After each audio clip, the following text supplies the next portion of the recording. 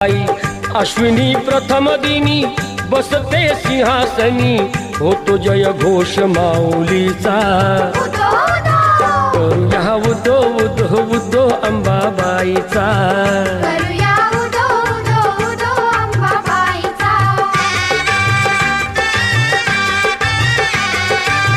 तेथुनी जरा दुरी स्वामीजी गगनगिरी, अंश तो परमेश्वरी भक्ती दत्ताची खरी।